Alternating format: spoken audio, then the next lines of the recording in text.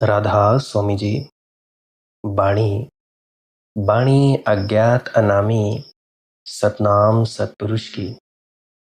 आज की सत्संग वीडियो का विषय एक प्रश्न के आधार पर है। एक बहन ने प्रश्न पूछा है कि क्या कोई दूसरा व्यक्ति हमारे ध्यान में बाधा बन सकता है।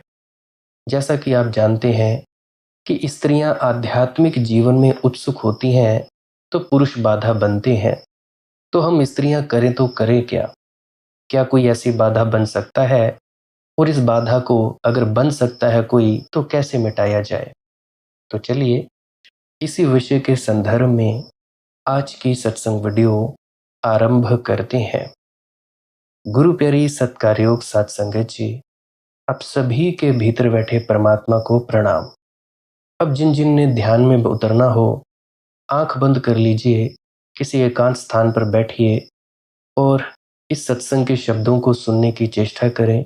बड़े ही प्रेम के साथ सुनते सुनते लीन हो जाए। और जो ध्यान में नहीं उतरना चाहते वो इस सत्संग को सुनने का भी आनंद ले सकते हैं। वैसे तो कोई मैं ध्यान विधि नहीं करवाने वाला, परंतु मुझे ऐसा लगता है कि सुनते सुनते ही समाधि घटित हो सकती है।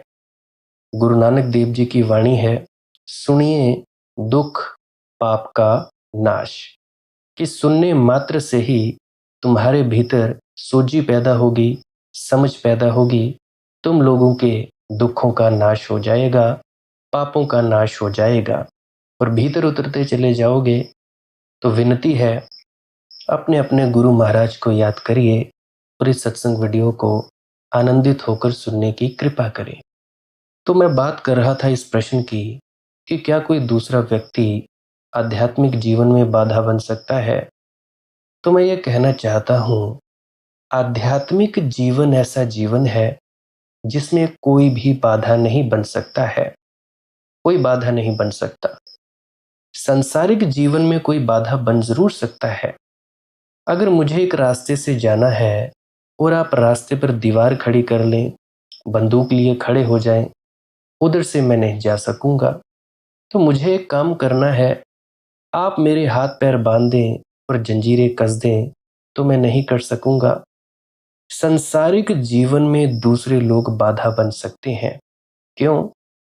क्योंकि सांसारिक जीवन में दूसरे लोग सहयोगी भी बन सकते हैं। जहां सहयोग मिल सकता है वहां बाधा भी मिल सकती है। आध्यात्मिक जीवन में सहयोग भी कोई नहीं दे सकता, बाधा भी कोई नहीं दे सकता। सहयोग ही नहीं दे सकता तो बाधा कैसे देगा? जहां किसी के कोऑपरेशन का ही कोई मूल्य नहीं है, सहयोग का ही कोई मूल्य और अर्थ नहीं है, वहां उसके नॉन कोऑपरेशन का मतलब ही क्या है? उसके असहयोग का मतलब क्या है? नहीं।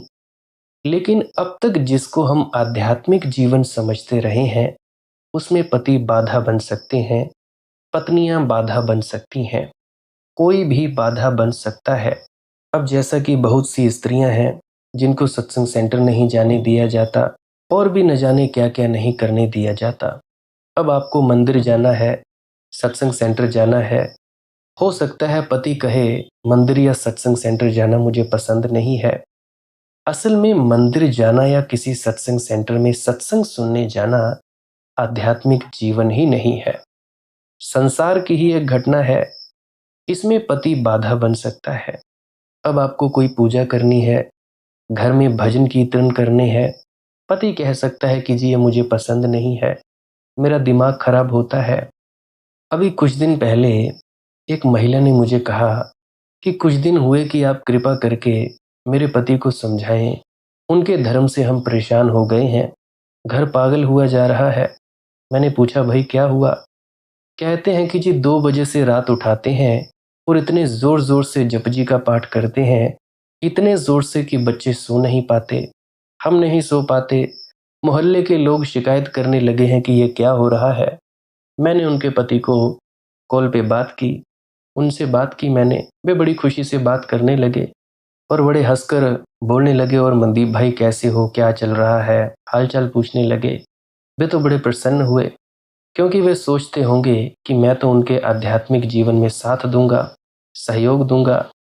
पत्नी को यह कहूंगा कि जी तू गलत है, किसी के धार्मिक जीवन में बाधा बननी नहीं चाहिए। तो वे बोले कि मैं सुबह उठता हूँ तो ये सुबह उठने नहीं देती है। मैंने कहा सुबह यानी कितने बजे? उन्होंने कहा कि जी 2 बजे। मैंने कहा 2 बजे क्या सुबह होती है? लेकिन वे बोले कि ये तो ऋषि मुनियों ने बहुत तारीफ की है कि जितने जल्दी उठो उतना अच्छा।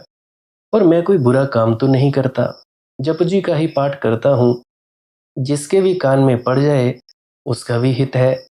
मैंने कहा ऐसा धार्मिक जीवन अगर आपका है तो इसमें आपकी पत्नी और बच्चों को बाधा बनना पड़ेगा। ये तो धार्मिक जीवन ना हुआ, ये तो एक पागल का जीवन हुआ। इसका धर्म से क्या वास्ता? अगर ऐसा कोई जीवन जीना चाहे तो बेचारे पति चिंतित भी हो सकते हैं, पत्नी भी चिंतित हो सकती है कि जी ये हो क्या रहा है। और पति पत्नी हजारों सालों से चिंतित हैं धार्मिक आदमी से, बहुत घबराए हुए रहते हैं। हालांकि जाते हैं, कोई धार्मिक आदमी आता है उसके पैर भी छूते हैं, नमस्कार भी करते हैं, लेकिन डरता है। पति डरता है कहीं पत्नी धार्मिक ना हो जाए, पत्नी डरती है कहीं पति धार्मिक ना हो जाए। मेरे पास ना मालूम कितने ही व्हाट्सएप मैसेजेस आते हैं, कितने ही कॉल्स आते हैं। पत्नियां कहती हैं कि जी हमारे पति जरा बहुत ही धार्मिक में, धर्म में उत्सुक हो गए हैं, इससे घबराहट हो गई है, कोई रास्ता बताइए। क्योंकि धर्म के नाम पर जीवन का जो विरोध चलता रहा है और धर्म के नाम पर जो जो बेवकूफ़ियां चलती रही हैं, कोई भी समझदार आदमी चिंतातुर हो जाता है कि ये हो क्या रहा है। कुछ भी गड़बड़ हो सकती है और सब तरफ की गड़बड़ को मौका मिल गया है, सब तरफ की गड़बड़ की जा सकती है। मुझे आज भी याद है, जब मेरी शादी नहीं हुई थी तो उसके पहले मैं अपनी पत्नी से बात करता था।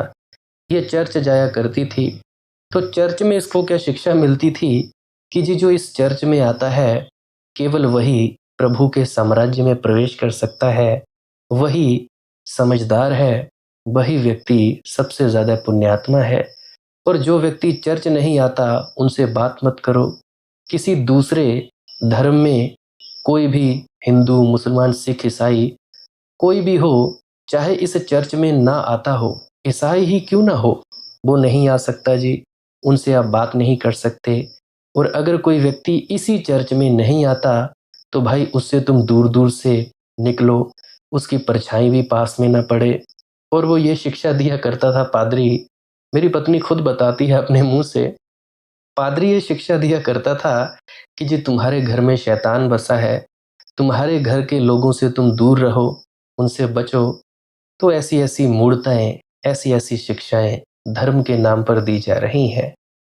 एक आदमी सड़क पर नंगा खड़ा हो सकता है कि मैं धार्मिक हो गया, इसकी इस स्टुपिडिटी के लिए, इसकी इस मूर्ता के लिए घर के माँ बाप, बच्चे, पत्नी चिंतित हो जाए तो कोई हैरानी की बात तो नहीं। यही आदमी अगर हमें धर्म का ख्याल ना होता तो हम इसकी चिकित्सा की व्यवस्था करते, फौरन इसको ले जाते अस्पताल, मानसिक चिकित्सक के पास कि इसको कुछ गड़बड़ हो गई है, ये आदमी नंगा खड़ा हो गया है। लेकिन ये हम नहीं कह पाते क्योंकि हम जानते हैं इसको, ये तो परम सन्यासी हो गया जी, साधु हो गया है, तो चिंताएं हैं। लेकिन ये चिंताएं आध्यात्मिक जीवन के कारण नहीं है।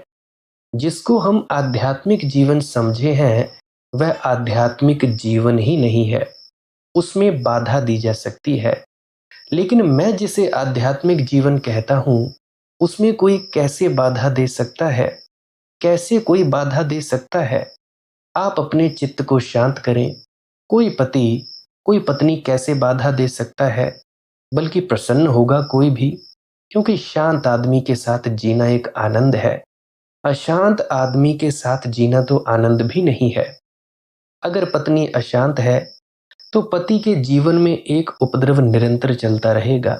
पति अशांत है तो पत्नी के जीवन में उपद्रव चलता रहेगा। लेकिन अगर पत्नी शांत होना चाहती है तो कोई पति क्या बाधा देगा? कभी किसी पति ने पत्नी के स्वस्थ होने में बाधा दी? बीमार रखना चाहा है? क्यों चाहेगा? क्योंकि पत्नी की बीमारी पति को भी तो बीमार करती है, बीमार बना देती है। क्योंकि घर में एक आदमी बीमार है तो कोई आदमी स्वस्थ नहीं रह सकता। सारे घर की हवा रुग्ण हो जाती है। घर में एक आदमी अशांत है तो सारे घर की हवा में अशांति के कीटाणु फेंकता है। तो अगर कोई शांत होने लगे तो पति बाधा देगा, लेकिन पति को डर है। पुरानी तरह की शांति बड़ी खतरनाक थी, वह दूसरी तरह की अशांति थी। अगर पत्नी शांत होने लगे तो उसको लगेगा कि संबंध टूटे। पुराने ढंग की जो शांति जो हम समझते रहे कि शांति है, अगर वह माला जपने लगे तो पति समझ गया अब मुश्किल हो गई। अब यह मेरे साथ सिनेमा देखने नहीं जा सकेगी। अब मेरे और इसके प्रेम में नाते गड़बड़ होंगे, क्योंकि यह माला बीच में खड़ी हो जाएगी।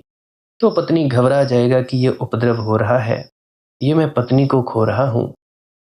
लेकिन अगर पत्नी शांत होने लगे, जिसे मैं शांति कहता हूं, तो पति तो हैरान होगा। जिस प्रेम को उसकी पत्नी ने उसे कभी नहीं दिया था, वह इस शांति के बाद पैदा होना शुरू होता है। जिस प्रेम को उसने कभी इससे नहीं पाया था, वह इससे उपलब्ध होना शुरू होगा। क्योंकि जो आदमी अशांत है, वह हमेशा प्रेम मांगता है, प्रेम कभी देता नहीं। अशांत आदमी का लक्षण है प्रेम मांगता है, देता कभी नहीं। अशांत आदमी दे कैसे सकता है? उसके पास है ही नहीं देने को कुछ सिवाय अशांति के। वह मांगता है, अशांति से घबराया हुआ है। वह कहता है कि जी मुझे प्रेम दो। और जो आदमी प्रेम मांगता है, उसे प्रेम कभी भी नहीं मिलता है, क्योंकि प्रेम मांगने से मिल ही नहीं सकता। वह सिकुड़ जाता है, बहुत डेलिकेट है, नाजुक है। जब आप मांगने लगते हैं तो वह डर जाता है। प्रेम हमेशा तभी मिलता है जब बिना मांगा, अनमांगा, मांगकर कभी नहीं मिलता। प्रेम की कोई भिक्षा नहीं मिलती। तो जितना कम मिलता है, उतनी उसकी डिमांड और मांग बढ़ती है कि जी मुझे प्रेम दो। लेकिन जो व्यक्ति शांत होता है, अगर पत्नी शांत है या पति शांत है, तो वह प्रेम देना शुरू कर देगा। मांगेगा नहीं, देगा। और जब प्रेम दिया जाता है, तो अपने आप उत्तर में 1000 गुना होकर वापस लौटता है। प्रेम जब दिया जाता है, तो प्रेम लाता है। तो अगर एक पत्नी शांत हो रही है, ध्यान में प्रवेश कर रही है, तो उसके जीवन में तो गहराई बढ़ेगी ही, रस बढ़ेगा, आनंद बढ़ेगा, प्रेम बढ़ेगा। उसके जीवन की सारी चीजें एक अनूठे रूप से आनंद मगनता को उपलब्ध होने लगेंगी। पति इससे दुखी होगा? कोई कारण तो नहीं है इसमें पति के दुखी होने का। पत्नी इससे दुखी होगी? कोई कारण तो नहीं है इसमें पत्नी के दुखी होने का। कोई भी कारण नहीं है। पत्नी अगर ध्यान में उतर रही है, शांत हो रही है, तो उसका जो शांति का ऑरा है, वो वातावरण में फैलेगा, घर में फैलेगा। जब वो पत्नी, शांत पत्नी खाना बनाएगी, प्रभु का स्मरण करके उसको हाथ जोड़कर खाना बनाएगी, जी हे मेरे प्रभु, ये खाना बहुत अच्छा बने। कोई बीमार है तो उसको ठीक हो जाए। कोई शराब पीता है तो वो शराब पीना बंद कर दे। अगर मेरा बेटा कोई कहना नहीं मानता तो कहना माना शुरू कर दे। तो वो जो खाना होगा, वही दुआ, दवाई बन जाएगी। एक तरह का प्रसाद हो जाएगा। वही खाना पूरा परिवार खाएगा। तो उस खाने से पूरे परिवार में बीमारियां भी नहीं होंगी, कलह क्लेश भी नहीं होंगे। याद रखना, एक पत्नी पूरे परिवार को, पूरी गृहस्थी को बदल सकती है। अगर अशांति रहती है तो शांत कर सकती है। वैसे ही पति है। पति अगर शांत होगा तो पति के ऊपर पत्नी समर्पित रहती है। पति शांत होगा, उसका प्रेम बढ़ जाएगा। अपनी पत्नी की देखभाल करेगा, बात सुनेगा कि जी बताओ तुम्हें क्या चिंता है, तुम्हें सरदर्द तो नहीं। देखभाल करेगा, केयर करेगा। उससे पत्नी का पति के प्रति प्रेम जागेगा। प्रेम जागेगा तो पति अपनी पत्नी को समझाने में भी कामयाब हो सकेगा।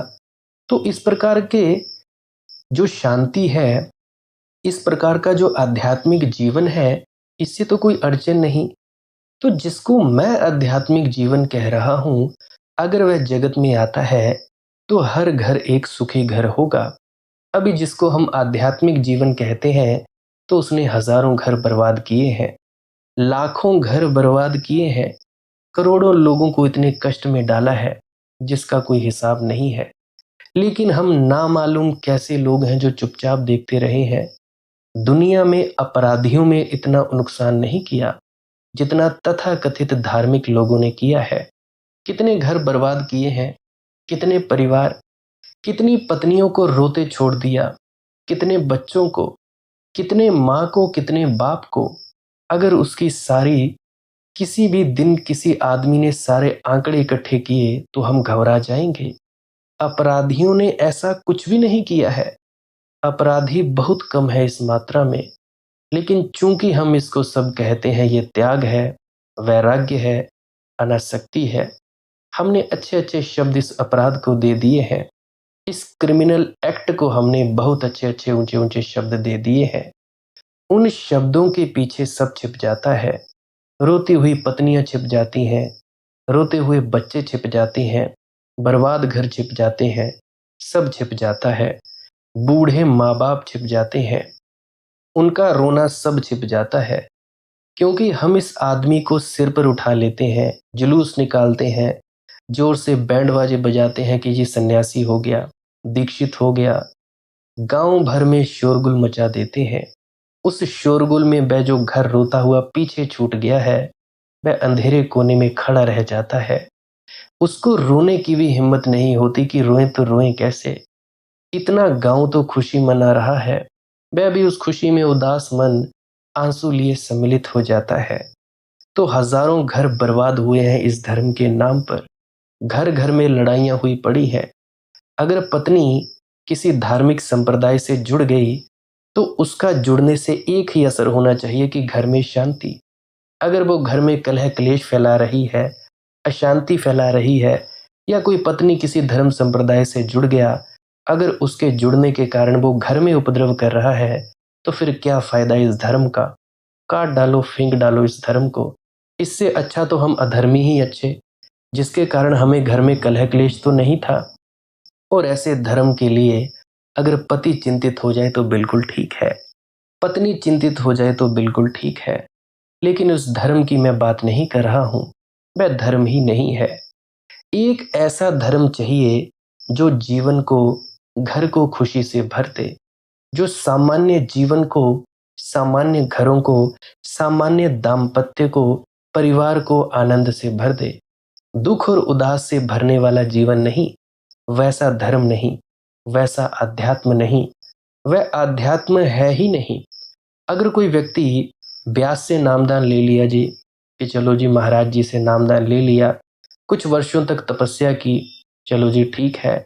अगर वो अपने आप को स्पेशल समझते हैं, ऊंचा समझते हैं और दूसरों को नीचा समझते हैं कि जी फलाने के घर पानी नहीं पीना, खाना नहीं खाना, उसके साथ भेदभाव करते हैं, तो सारी आई गई की गई तपस्या शून्य के बराबर भी नहीं।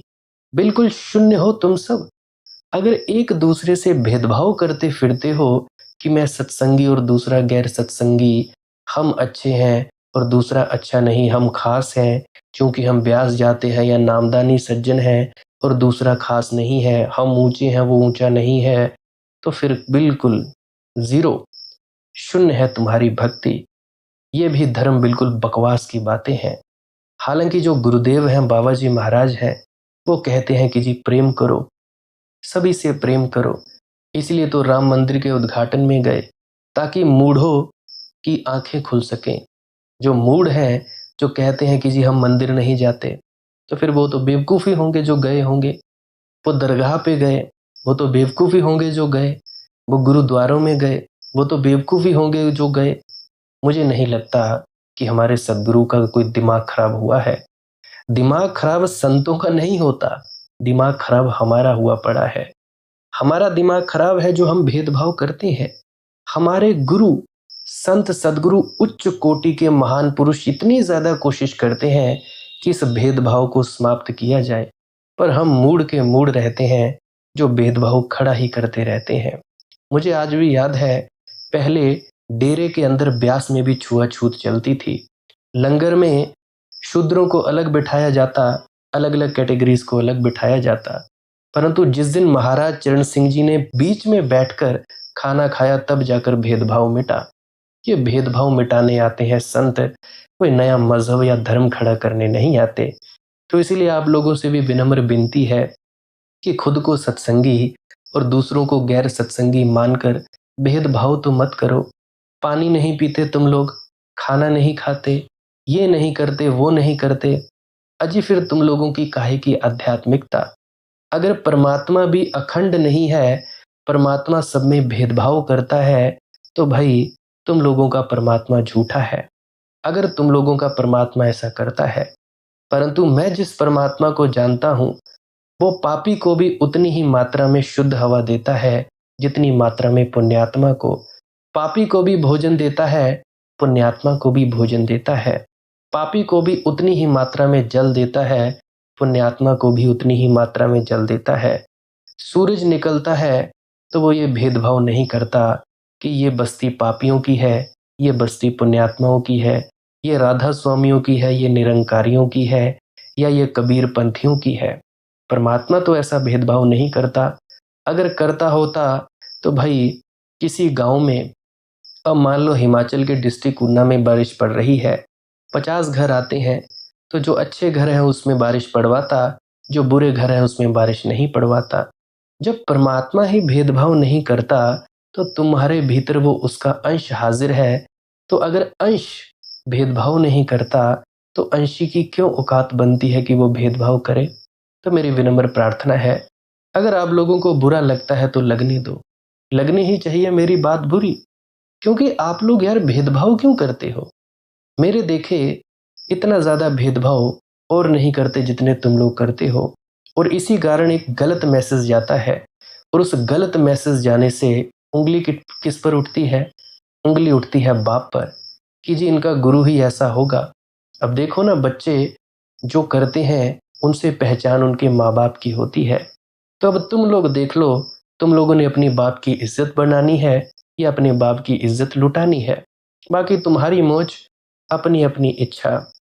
तो मेरी दृष्टि में किसी को भी दुख देने में जिसे रस आता है, वह आदमी दुष्ट है, चाहे वह किसी रूप से दुख देने की व्यवस्था करता हो।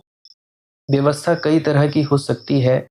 एक समाज सम्मत व्यवस्था हो सकती है दुख देने की, एक समाज असम्मत व्यवस्था हो सकती है।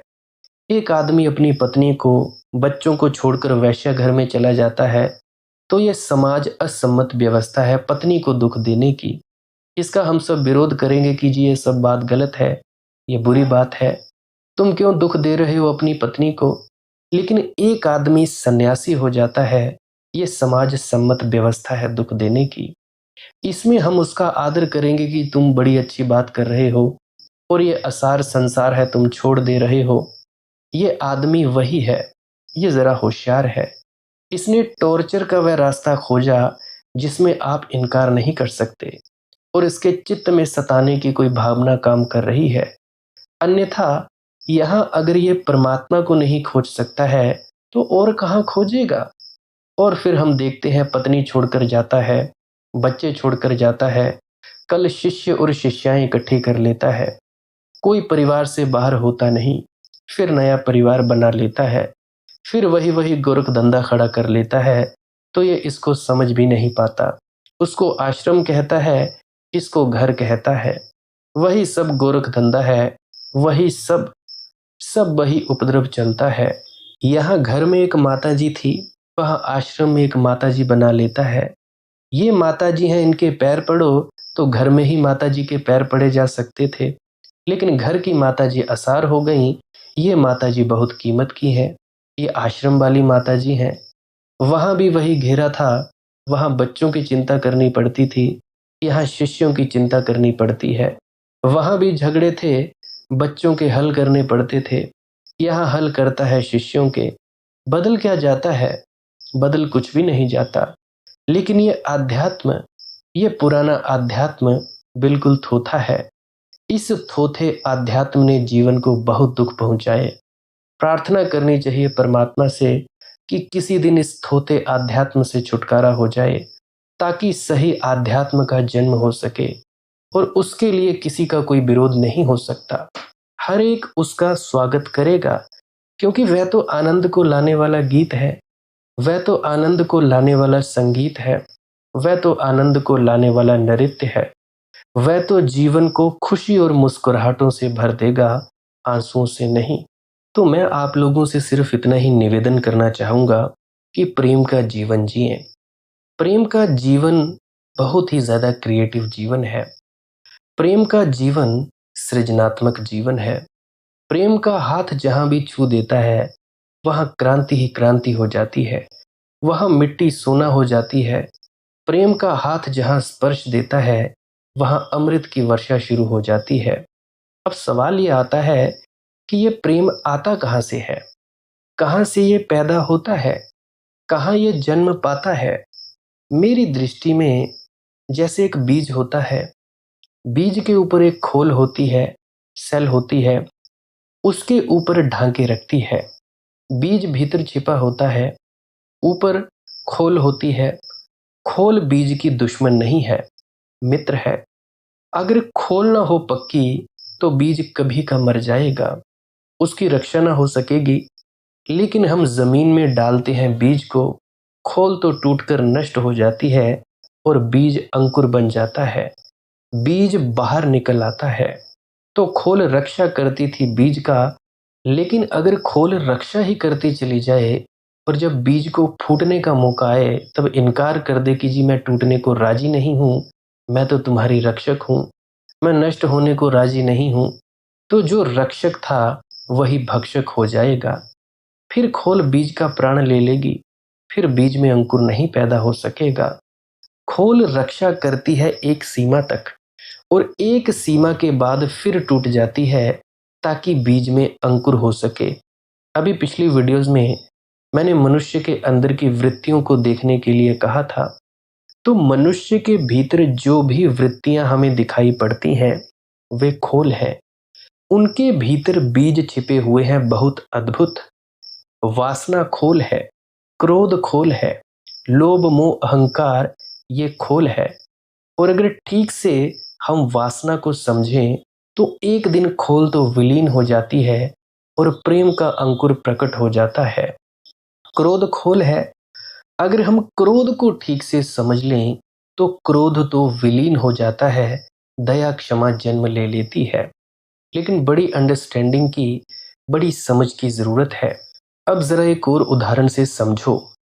एक आदमी ने एक घर में बहुत सा गोबर और खाद लाकर ढेर इकट्ठा कर लिया तो क्या होगा? घर में बदबू फैलनी शुरू हो जाएगी। जो लोग होंगे गांव शहरों के, उस रास्ते से निकलना मुश्किल हो जाएगा, उस आदमी का भी घर में रहना मुश्किल हो जाएगा। लेकिन वही आदमी उस खाद को अपनी जमीन पर फैला दे घर के आगे और बीज डाल दे फूलों के, थोड़े दिनों में गांव के लोग उस रास्ते पर आने को आतुर हो जाएंगे। वहां फूल खिल गए हैं, उनमें सुगंध व्याप्त हो गई है। तो अब सवाल ये पैदा होता है कि वह सुगंध कहाँ से आती है? वह सुगंध उस खाद की दुर्गंध का ही रूपांतरण है, वह उसका ही ट्रांसफॉर्मेशन है। वही खाद जो दुर्गंध दे रही थी फूलों से पार होकर सुगंध बन गई है। लेकिन खाद इकट्ठी कर लें तो प्राण जीना मुश्किल हो जाएंगे, और खाद को बगीचे में डाल दें, खाद को ही, तो फूल खिल जाएंगे, वहां वहां जीवन स्वर्ग हो जाएगा। तो हमारे चित्त में भी अभी हम खाद को इकट्ठा करे हुए बैठे हैं, इसलिए हम परेशान हैं कि जी काम वासना है, क्रोध है, लोभ है, मोह है, अहंकार है, ये सब है हमारे भीतर, इसलिए हम परेशान हुए बैठे हैं। उस खाद को हमने चित्त के बगीचे में सहयोगी नहीं बनाया है और हमने बीज नहीं बोए हैं जो सुगंध ला सकें, इसलिए हम परेशान हैं। वासना से परेशान हैं, क्रोध से परेशान हैं, ईर्ष्या से परेशान हैं, हर चीज से परेशान ही परेशान हैं और इन सब से लड़ रहे हैं। और इस लड़ने में हम पूरे जीवन को दो कौड़ी का कर लेंगे।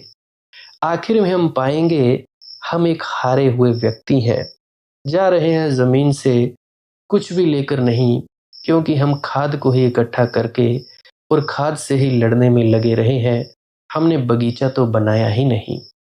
बगीचा बन सकता है मनुष्य के जीवन में, लेकिन जो तथ्य है उन सबको देखना, जानना, पहचानना और उनके रूपांतरण की कीमिया केमिस्ट्री खोजनी है। तो कोई भी व्यक्ति विकारों से ना घबराए। क्या आपको पता है आज तक कोई भी नपुंसक, कोई भी व्यक्ति जो इम्पोर्टेंट है, जगत में कुछ भी पैदा कर सका है? कुछ भी? बच्चे तो नहीं, लेकिन और कुछ कविता, गीत, संगीत कुछ पैदा कर सका है? कुछ क्रिएटिव कर सका है? नहीं। उनके पास वासना की ऊर्जा ही नहीं है, एनर्जी ही नहीं है। वही एनर्जी सब कुछ पैदा करती है। बच्चे भी, गीता भी, गीत भी, कविता भी, चित्र भी, मूर्ति भी, शास्त्र भी, जो कुछ पैदा करती है उसी ऊर्जा से पैदा होता है। जो कुछ भी पैदा होता है वासना के अतिरिक्त किसी चीज से पैदा नहीं होता। एक महान पुस्तक पैदा होती है, एक महान गीत पैदा होता है, एक महान मूर्तिकार एक अद्भुत मूर्ति बनाता है पत्थर में फोड़कर। ये सब वासना का ही उत्पादन है, विकार का ही उत्पादन है।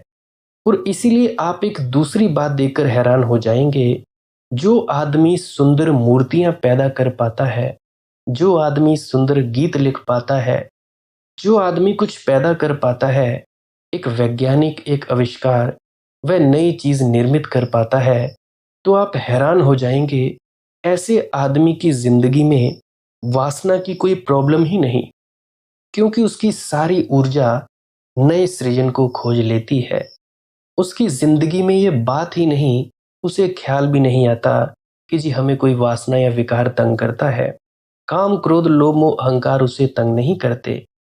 लेकिन जिस आदमी की जिंदगी में और किसी तरह का कोई सृजन नहीं है, उसके लिए भी परमात्मा ने एक सृजन का काम छेड़ा हुआ है।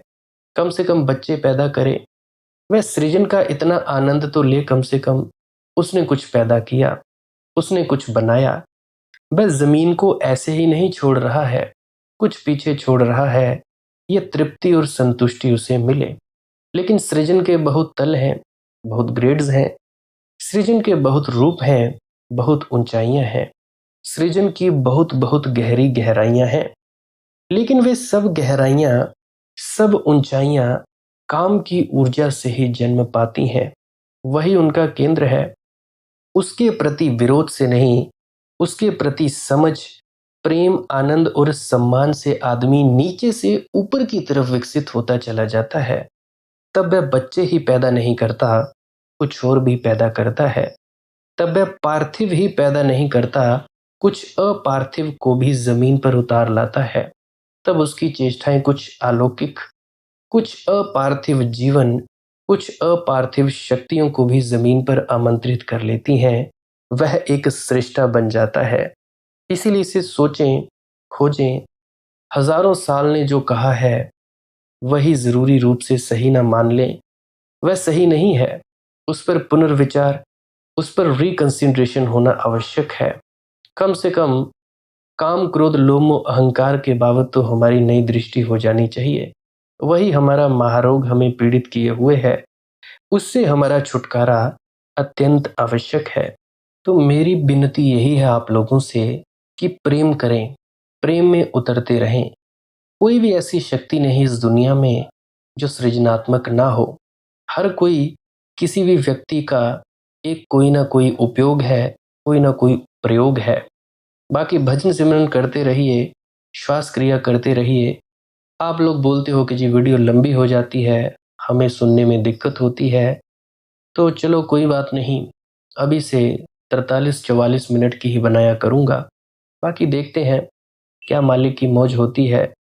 परंतु कभी कभी बात इतनी लंबी हो जाती है कि अधूरी बात कहना बड़ी ही कठिनाई मालूम पड़ती है।